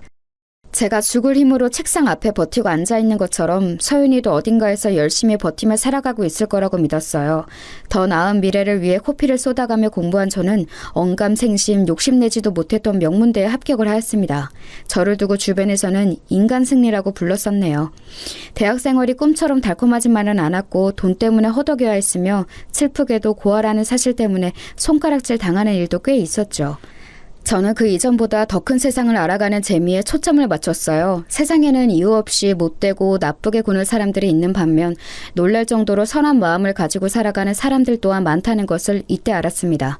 좋은 사람들을 놓치고 싶지 않아서 저는 움츠러들지 않고 어깨를 일부러 활짝 펴가면서 인맥을 넓혀갔던 것 같아요. 그러면서 점차 제가 고아에다가 아무런 미천이 없음에도 저라는 인격 자체만을 봐주는 좋은 친구들을 늘려갈 수 있었네요. 가족 아무도 없이 외롭고도 공부를 하며 돈까지 벌기 위해 지독하게 애를 써오며 살아온 저였기에 연애 같은 건 꿈도 못 꿔봤었지만 친구들의 응원에 힘입어 남자친구 또한 처음으로 만들어 보았습니다. 첫 연애는 대차게 실패로 끝났지만 한번 경험을 해보니까 감이 잡히더라고요. 그 다음부터는 자신감을 가지고 연애를 했고요. 제 앞가림 하나는 철저하게 할 줄 아는 저를 두고 주변에서는 정말 똑부러졌다고 평가를 해줬습니다. 저는 막연히 훗날 결혼을 하게 된다면 저보다 낫거나 최소한 제 수준으로 야무진 남자와 하게 될 거라고 믿으며 소망했었네요. 성격 확실하고 능력 좋은 남자라면 금상첨화였고요. 그러나 저는 시간이 흘렀을 때 제 친구들의 얄미운 걱정을 실현시키고 말았어요. 제 친구들이 장난스럽게 저를 향해 이런 말들을 했었거든요. 야, 서영아, 너처럼 똑부러진 여자들이 은근히 결혼해서 고꾸라지는 거 알지? 이상하게 약간 부족한 반푼이 같은 남자를 만나서 혼자 막 가정을 책임져가면서 고생하며 산다더라. 너도 조심해. 뭐? 너 진짜 너무한다. 나한테 왜 그런 악담을 해? 저번에 졸업 시험 같이 쳤던 다른 애도 나한테 그런 농담을 하던데 이것들이 진짜 나를 뭘로 보고 자꾸 그러는 거야? 나 같은 여자는 의사, 변호사 이런 전문직 만날 것 같다고 예상 좀 해주면 어디다 없나? 너희들 전부 나를 질투해서 그러는 거지? 에이, 아니야. 나름 근거가 있어서 그래. 사업병 걸린 남자, 폼 잡는 것만 할 줄 알고 남들 앞에서 부끄러움만 많이 타는 남자. 이런 남자들이 꼭 자기 마누라 속썩이면서 살잖아. 그런데 그 마누라들을 보면 꼭 그렇게 장사를 잘하고 있더라. 아니면 영업을 잘 뛰든가. 아무튼 그렇게 반강제적으로 슈퍼우먼이 돼서 똑부러진 장점을 슬프게 활용하면서 사는 부부가 많아. 내가 TV를 하도 많이 보는 사람이라서 아는 거야. 그때는 스마트폰이라는 것이 보급되기 이전이었으므로 TV만 주구장창 쳐다보았던 그 친구의 눈에는 한량 같은 남자를 잘못 만나서 억지로 슈퍼우먼이 되어서 가정을 이끌어가는 여장부와 똥폰만 잡을 줄 알고 이리저리 훈수나들 줄 알지 생활력은 빵점인 놈팡이의 조합이 자주 보였던 모양입니다. 저는 시간이 한참 지나서야 깨닫게 되었죠. 친구들이 자꾸만 저를 두고 장난스레 그리 말을 했었던 건 남들의 눈에 제가 어쩌면 헛똑똑이 유형처럼 보였기 때문일지도 모른다는 사실은 말입니다. 어렸을 때는 왜 이런 게 안 깨달아지는지 모르겠어요. 어느덧 결혼을 머릿속에 그릴 나이가 되었을 때 만난 남자는 똑부러지는 것과는 거리가 꽤 있었습니다. 저에게는 없는 감수성, 꾹꾹 글자를 눌러 쓴 손편지에 꽃잎으로 봉투를 밀봉한 것이라든지 이런 걸 보면서 제가 홀랑 넘어가 버렸던 것 같아요. 남자친구가 황금빛이 물결치는 갈대밭에서 저에게 청혼을 했을 때 그 멋진 감성을 뿌리치고 제가 어떻게 거절을 할 수 있었겠나요? 저에게 청혼하기 위해 꿇은 한쪽 무릎이 왠지 모르게 아주 많이 든든해 보였습니다. 가족이 없는 저에게 자기가 가족이 되어주겠다는 그 말 또한 아주 달콤하게 들렸고요. 연애 기간이 길지는 않았으나 연애하는 내내 저에게 꿀처럼 달콤한 말들을 많이 해준 사람이었어요. 아등바등 아주 악착같이 살아오느라 바빴던 저에게 남자친구 같은 사람은 거센 소나기가 갑자기 내린 길에서 반갑게 만난 오두막 같은 존재였습니다. 제가 넘어져서 울고 있을 때 저를 일으켜줄 힘이 있는지는 확신할 수 없으나 저와 함께 울어줄 것 같은 그런 느낌을 주었죠. 그리고 무엇보다 남자친구와 만나는 동안 저에게는 엄청난 호재가 있었는데요. 그것은 바로 아주 오랜만에 눈물의 상봉을 이뤄낸 것이었답니다. 네, 맞아요. 제가 오래전에 고아원에서 헤어진 제 여동생 서윤이를 다시 만난 거예요. 서윤이 쪽에서 저를 수소문한 끝에 서로가 만나게 되었죠. 옛날 그때 서윤이가 왜 저에게 편지를 붙이지 않았는지 저는 내내 의문이었는데 비로소 전말을 알게 되었습니다. 알고 보니까 서윤이가 입양을 간 지 몇 달이 지났을 때 병원에서 한 가지 엄청난 사실을 마주했던 거예요. 그건 바로 백혈병이었어요. 지금은 백혈병이라는 병명의 무게가 당시보다 덜하다고 생각합니다. 옛날에는 백혈병에 걸렸다고 하면 무조건 머릿속에서 죽느냐 사느냐부터 떠올랐으니까요. 서윤이는 자기 생일을 불과 한 달 앞두고 병원 생활을 시작했습니다. 경제적으로 넉넉한 집안이었기에 서윤이가 치료를 받을 수 있었고 정말 다행인 일이었죠. 만약 고아원 생활을 계속했다면 백혈병에 걸렸다는 사실도 제때 발견하지 못한 채 진짜 큰일로 번질 수 있었으니까요. 뒤늦게 그 이야기를 듣고는 제가 가슴을 쓸어내렸어요. 병마와 긴긴 사투를 벌인 서윤이는 당연히 그 기간 동안 학교를 다니지 못했어요. 그래서 서윤이의 새 부모님께서는 생각하셨던 건가 봐요. 서윤이의 미국행을 말입니다. 자유로운 교육 시스템 안에서 서윤이가 공부를 해나가길 바라셨던 것이죠.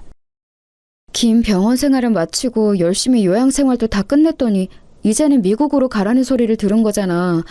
겁이 나거나 싫지는 않았어?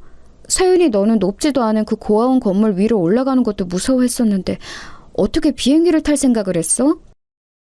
그게 사실은 나도 엄청 무서웠어. 겁이 났고 가기 싫었어. 외국이 무조건 미국인 줄 알았던 때였잖아. 그런 엄청난 나라에 내가 간다는 게 실감이 안 났고 얼굴도 모르는 이모라는 분의 집에서 살게 되는 것도 전혀 좋지 않았어. 그런데 나는 입양된 지 얼마 안 돼서 아픈 아이였잖아. 나를 딸로 맞아주신 새 부모님께 민폐를 끼친 것 같아서 늘 전전긍긍이었거든. 미국까지 가기 싫다 그러면 내가 정말 미움받게 될까봐 그게 비행기를 타고 낯선 땅으로 가는 것보다 무서웠어. 언니가 그랬잖아. 꼭 버티라고. 그 말 기억하면서 미국에 갔어. 낯선 문화에 적응하면서 영어도 익히면서 인종차별과 싸워가면서 그렇게 대학을 졸업할 때까지 악착같이 살았지. 힘들 때마다 언니를 생각했어. 내가 치열하게 버티고 있는 만큼 언니도 반드시 그럴 것 같았거든. 그렇게 생각하면 위로가 되더라. 나는 언니 덕분에 이날 이때까지 잘 버티면서 살아온 것 같아. 서윤이가 덤덤하게 말을 하는데 세월이 흘러서 그 어렸던 아이가 어엿한 성인이자 사회인이 되었음에도 옛날 그 얼굴의 인상이 그대로 남아있는 게 신기했습니다. 그래서 저는 아직도 마냥 어린 제 여동생으로만 보였어요. 저도 모르게 손을 뻗어서 서윤이의 머리를 쓰다듬어줬죠. 잘했다고, 수고했다고, 건강하게 살아있어줘서 고맙다고. 그런 말들을 저도 모르게 했던 것 같아요. 제가 한참 중얼거리고 있는데 어느새 서윤이가 어깨를 들썩이면서 울고 있더군요. 그제야 저희 자매는 의연한 척을 집어던지고 서로를 끌어안았습니다. 그동안 서로 잘 버텼다고요. 그렇게 말을 했죠.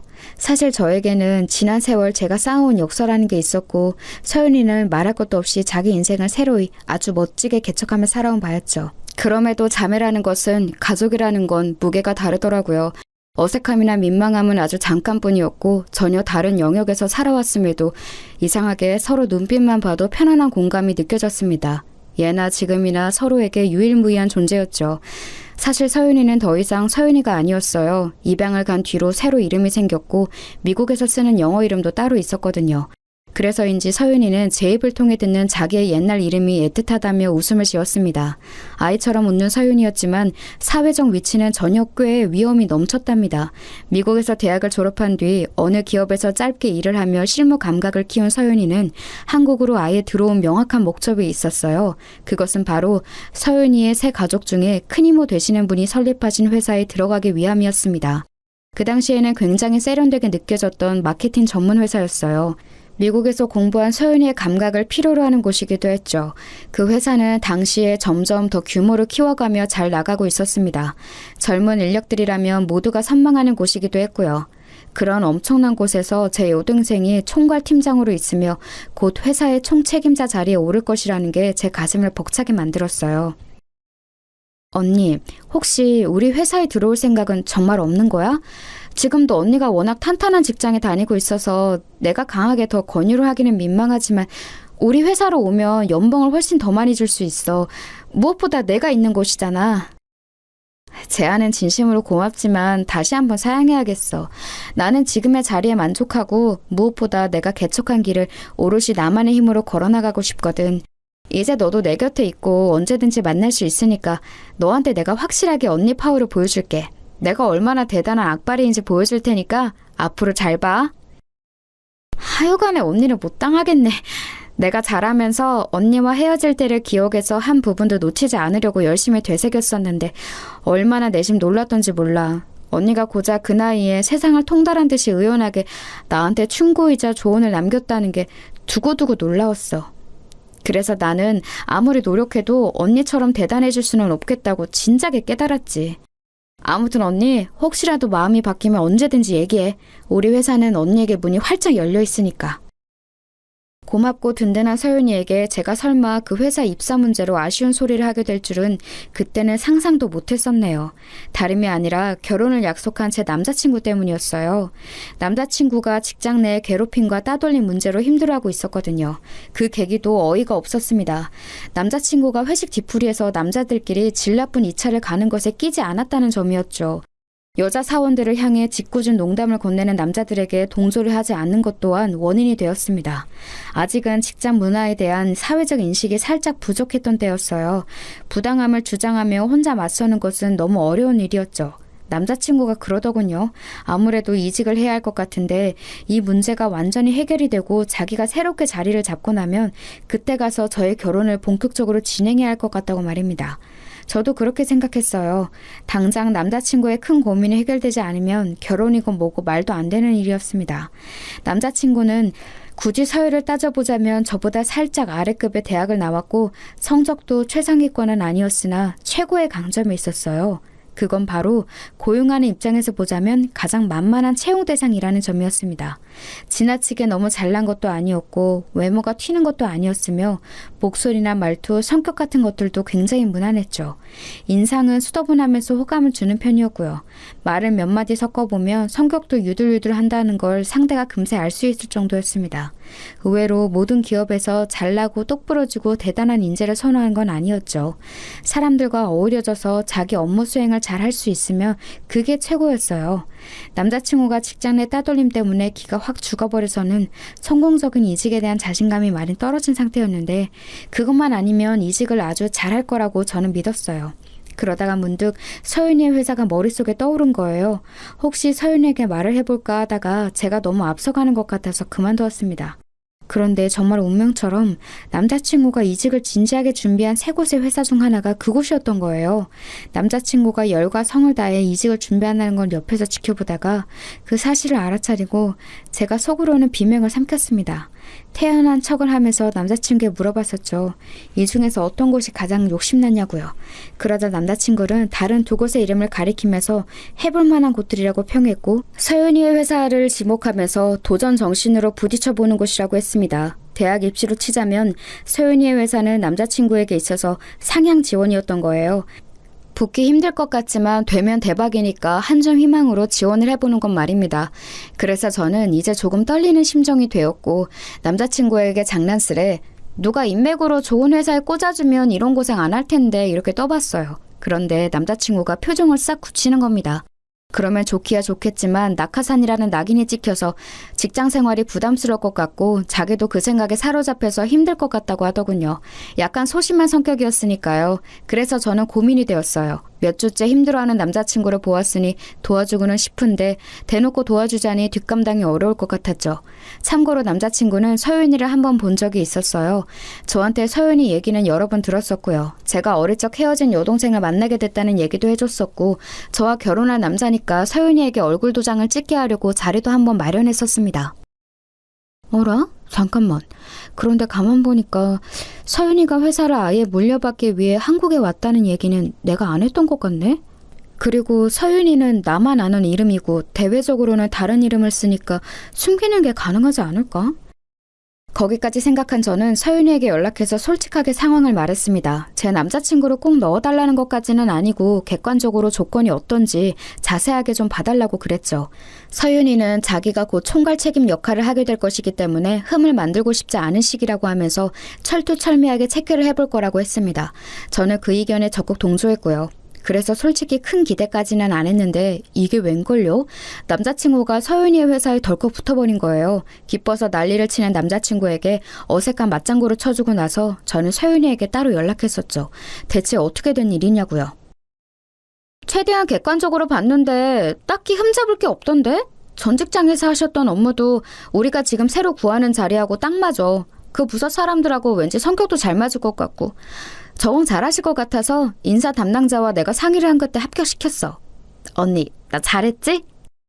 진지하게 얘기하던 서윤이는 끝에 가서 애교를 부리더군요. 잘했으니까 칭찬해달라고 하는 말에 제가 못 당하겠다 싶었습니다. 결국 어쨌거나 제 남자친구라서 잘 봐준 셈이었으니까요. 이래도 되는 걸까 싶어서 가슴이 두근거렸네요. 이미 저질러 버렸으니 일단은 어쩔 수 없다고 생각한 뒤 눈앞에 펼쳐진 산들을 넘기로 했습니다. 결혼까지 가는 과정이라는 이름의 산들이었죠. 저는 순탄하게 예비 시댁으로부터 인정을 받을 거라고까지는 예초에 기대를 안 했었는데요. 그렇다고 해서 모욕적인 거절을 당할 거라고도 상상을 못했습니다. TV에서 종종 다뤄지는 내 아들하고 헤어져 하면서 얼굴에 물을 뿌리는 일까지는 벌어지지 않았으나 그에 비견되는 상황은 벌어지더군요. 뭐야? 양치는 뭐 하시나 봤더니 아이의 부모님이 안 계신다고? 고아원 출신이라고?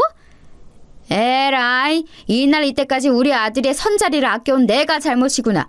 아끼다고 똥 된다는 말이 바로 이런 거였어. 이딴 근본도 없고 상대할 가치도 없는 여자를 우리 아들이 내 며느리감이라 치고 데려올 줄 알았다면 내가 진작에 어떤 수를 써서라도 장가를 보냈을 거야. 예비 시어머니 되시는 분은 거의 피를 토하신다는 심정으로 저를 반대하셨습니다. 보통 난리를 치신 게 아니었기에 인사드리러 간 자리에서 저는 드물게도 수치심으로 얼굴이 뜨거워지는 경험을 하고 말았네요. 시어머니와 며느리는 원래 어려운 관계니까 너무 낙심하지 말자고 스스로를 얼른 달랬었죠. 고부관계는 원래부터 꼬여있는 실타래 같은 것이고 그걸 풀어가냐 마느냐 혹은 더 꼬이게 하느냐 이런 것이라는 소리를 결혼한 친구에게 들은 적이 있었습니다. 그만큼 고부 관계가 쉽지 않아서 그런 것 같아요. 결혼한 제 직장 선배 한 명은 시어머니와 며느리가 필연적으로 물과 기름일 수밖에 없다는 말까지 했었죠. 그런 말들을 떠올리면서 저는 제가 당하는 수모가 꽤 일반적인 것일 거라고 애써 위안하면서 남자친구를 향해 나는 괜찮다고 씩씩한 척을 했었습니다. 자기 모친이 워낙 유별나게 괄괄한 성격이시기는 한데 설마 이렇게 대놓고 반대를 하실 줄은 몰랐다면서 남자친구도 무척 민망해했어요. 연애를 한다고 얘기를 하면 하도 간섭을 하시니까 저와 만나는 걸 집에 숨겨왔었는데 그게 후회된다고도 하였죠. 남자친구는 어떻게든 자기 모친을 설득하려 했습니다. 그때 당시 예비 시아버지 되시는 분께서는 질환으로 병원 치료를 받고 계셨는데 바로 이 점을 들어서 남자친구는 이럴 때 아버지께 희소식을 전해드리고 싶다고 주장하였으나 오히려 예비 시어머니의 화를 더 사고 말았네요. 오호라, 우리 집 양반이 때마침 아파서 골골거리고 있으니까 딱 이때를 틈나서 결혼을 해치우려고 작정을 한 거였구먼. 고아원 출신 주제에 제법 대학도 잘 나오고 직장도 그럴싸한 곳에 다니고 있어서 보통 내기가 아니겠다고 짐작을 했는데 역시 나였어. 보통 영약한 게 아니야. 저를 색안경을 쓰고 바라보시는 그분의 태도 때문에 저는 속이 꽉 막힌 듯 답답했습니다. 살면서 그렇게 저자세로 나가본 적은 처음이었던 것 같아요. 앞으로 똑소리 나는 며느리가 되어 보이겠다고 하면서 그분께 머리를 숙여 읍소를 했었죠. 팔은 안으로 굽는다고 자기 모친이 열렬히 반대를 하면 남자친구의 기세도 결국 꺾일까 봐 걱정이 됐거든요. 하지만 그럼에도 결코 쉽지 않았습니다. 네가 양심이라는 게 있거든. 가만히 생각을 해봐라. 너는 이미 고아원 출신이라는 것부터가 마이너스인데 네가 잘났다고 해도 우리 아들보다 잘났니? 아니잖아. 우리 아들 이번에 얼마나 근사한 곳으로 이직했는지 너도 잘 알지? 당연히 그걸 알고서는 눈이 돌아가서 우리 아들과 결혼하려고 혈안이 된 것이겠지만 두 사람의 점수 차이가 너무 극심하니까 결혼을 하기에는 영 불공평하다고 나는 생각이 드네. 점수 차이라는 말씀을 하시니까 제가 고아원 출신이라는 딱지를 지을 수 있는 것도 아니니 저는 솔직히 드릴 말씀이 없어지네요. 그런데 이 세상에서 점수 차이가 아름답게 나는 남녀가 몇이나 될까요? 모든 조건이 비등비등하기는 쉽지 않고 또 그렇다고 해서 그 결혼이 순탄할 거라는 보장도 없다고 생각합니다. 오히려 서로 비슷하기에 마찰이 더 일어날 수도 있겠죠. 그건 네 말이 맞다만 그래도 이건 내 입장에서는 도저히 화딱지가 나서 그냥 허락을 해줄 수가 없어. 원래 여자한테 잘못 빠지면 눈이 휙 돌아가는 게 남자라는 동물이니 우리 아들은 불쌍한 환경에서 자란 너를 치근하게 보고 동정심을 발휘했다고 치자. 그런데 너는 뭐야? 너는 왜 양심도 없이 거기다 대고 맞장구를 쳐주고 있어? 그러면 안 되는 거 아니니? 되고 안 되고라는 이분법적인 논리로 남녀 관계를 설명할 수 없다고 저는 봅니다. 그리고 말씀하신 것처럼 그 사람이 정말 너무도 착하고 마음도 여려서 저에게 동정심을 가져준 걸지도 몰라요. 그럼에도 저는 그 마음이 따뜻하게 느껴지더라고요. 그 관심과 애정에 저는 열과성을 다해서 보답하고 싶어졌어요. 결혼하면 정말 잘 살 자신이 있습니다. 역시나 보통 내기가 아니야. 새치어를 차분하게 놀리는 모양이 아주 심상치가 않아. 물러 빠진 우리 아들이 혹시 앞으로 손해보고 사는 건 아닌가 싶어서 걱정이네. 혀를 쯧쯧 차시면서도 저를 향한 적개심이 확연히 줄어들어 계신 게 보였습니다. 뭐 이딴 게 있냐고 하시면서도 저를 향해 더 이상 지적할 부분들이 없으신지 그 이후로는 약간 조용한 행보를 보이셨어요. 그러더니 며칠 후 남자친구를 통해 저희 재직증명서와 급여명세서 같은 걸 보고 싶다고 요청을 해오셨습니다. 저는 거리낄 게 없어서 그렇게 따라 준비를 했는데 남자친구에게 그걸 다 전달해주고 나니까 약간 이상한 기분이 들더라고요. 이런 것쯤은 남자친구가 중간에서 자기 모친을 제지해줄 수 있는 게 아닌가 싶었거든요. 그런데 자기 모친의 요청을 저에게 그대로 전달하는 걸 보면서 착해서 좋다고 여겼던 유순한 면들이 결혼하고 나면 답답하고 속 터지는 면들로 보이겠구나 하는 판단이 처음으로 섰습니다. 뭔가에 홀린 듯 남자친구와의 결혼을 위해 달려오느라 앞만 봤는데 차분하게 생각이라는 걸 정리해 본 거죠. 분위기에 휩쓸려서 홧김에 결혼했다가 금세 후회했다는 직장의 어떤 분 이야기도 떠올랐습니다. 제가 왠지 모르게 심란해졌을 때였어요. 예비 시어머니 되시는 분의 허락이 떨어진 겁니다. 저를 며느리로 받아주시겠다며 결혼 준비에 들어가자고 하셨어요. 심란했던 것도 있고 저는 화들짝 놀랐죠. 그분은 가만히 계산기를 두드려 보니까 저를 며느리로 맞이하는 게 장기적으로 손해보는 것 같지는 않다고 하시면서 결혼에 대해 진지하게 한번 논의를 해야 하니까 식당 예약을 하라고 하셨습니다. 고아원 출신이라 그런 걸까요? 저는 이런 뉘앙스를 읽는 것에는 눈치 백단인 편이었어요. 식당 예약부터 저를 가늠하시고자 함을 알았습니다. 남자친구에게 그분의 평소 취향을 세세히 물어보았고 음식은 물론이고 인테리어와 위치 같은 곳까지 흠잡을 데 없는 식당으로 골랐습니다.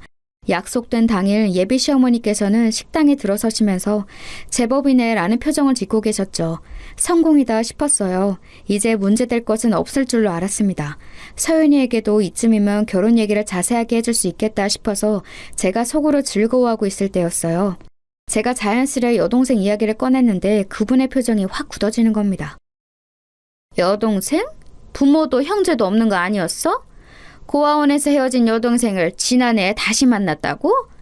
결혼 얘기를 이미 여동생에게 꺼냈고 내일 만나서 자세한 결혼 이야기를 전해줄 거라고? 하하, 이런 어이없는 상황을 다 보았나. 기껏 고아 하나 걷어주려고 선심 쓰기로 결정했더니 웬 여동생? 걔는 뭐하는 얘라니? 돈이나 좀 버니? 혹시 너한테 기생하며 사는 건 아니지? 저보다 5살 아래고요. 나이에 비해 능력이 좋아요. 민폐가 될 일은 결코 없을 거예요. 그런데 제 여동생이 만약 돈을 좀 못 번다고 해도 저는 상관없이 제 여동생을 아끼고 사랑할 거예요. 제 여동생의 존재가 무슨 큰 문제라도 되나요? 당연하지. 너 잘난 우리 아들하고 진짜로 결혼하고 싶거든. 네 여동생이지 않은 건 내다버리고 앞으로 우리 집안에 그 냄새 묻힐 생각도 하지 마. 고아라는 배경도 그렇고 직장도 훨씬 멋진 우리 아들에 비해서 네가 기우는 결혼이니까 너는 앞으로 우리 집안 입맛대로 맞춰서 살면 되는 거야. 네 여동생에 끌 필요가 없어. 멀리 치워버려.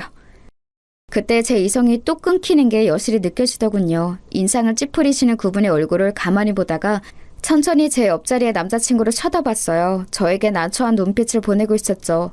그 눈빛의 의미를 저는 알 것 같았습니다. 우리 엄마 말대로 해 라는 표시였어요. 우유부단한 모습도 착하고 순해 보여서 참 좋았는데 이제는 그게 찌질해 보였습니다. 저는 피식 웃으면서 가방을 뒤져 명함 하나를 꺼내 테이블 위로 올려두었어요. 남자친구가 그걸 먼저 알아봤고 예비 시어머니께서도 놀란 얼굴이 되셨죠. 이게 뭐야? 여긴 우리 아들 회사잖아? 대표 명함? 너 혹시 이 회사 대표하고 아는 사이였니? 그 대표가 제 여동생이에요. 멀리 치워버리라고 하신 바로 그 여동생이요. 저는 이만 가볼게요. 계산하고 가겠습니다. 앞으로 뵐 일은 없을 거예요. 두 사람이 충격에 얼어붙었을 때 저는 자리에서 일어났습니다. 남자친구가 손을 덜덜 떨면서 제 팔을 잡더군요. 설명을 요구하는 눈빛을 보고 저는 그 손길을 거칠게 떼어냈어요. 내 여동생 옛날에 입양 간 거 알고 있지? 그래서 내가 부르는 거 말고 이름이 따로 있어. 얼마 전 그 회사 대표 자리에 오른 그 이름이 내 여동생 이름 맞아. 아, 혹시 내가 낙하산 태워준 건지가 궁금해? 그것도 맞아. 하도 간절해 보이길래 내가 여동생한테 부탁을 넣었지. 그런데 지금은 후회되네. 제가 간결하게 말하고 돌아서자 이번에는 그 모친의 저를 붙잡으며 두 손을 모아 싹싹 빌었습니다. 이토록 놀라운 태도 변화에 저는 기가 막혔네요. 실언을 한 걸 용서해달라며 낯빛이 완전히 창백해지신 채로 저에게 빌고 또 비셨습니다. 부모한테 버림받았으면서 자매가 어쩜 이렇게 둘 다 능력들이 좋았니? 둘 다 천재인 거 아니니?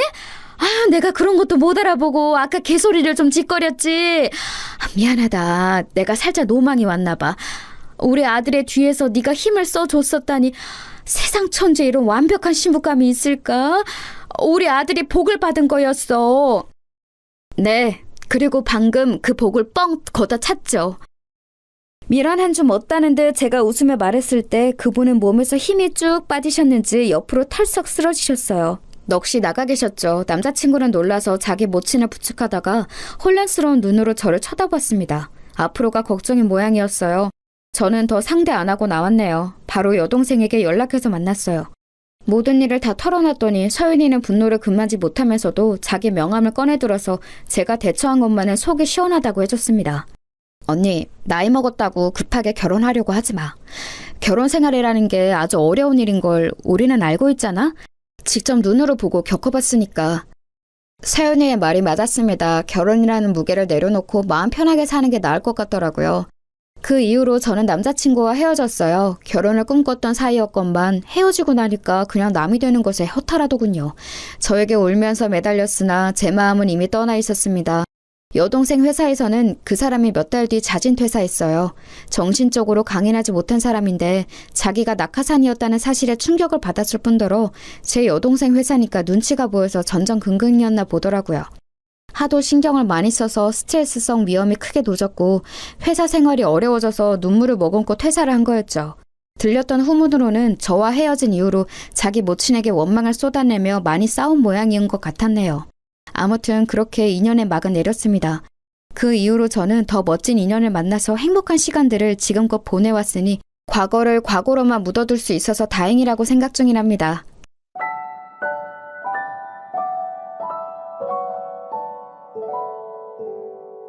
you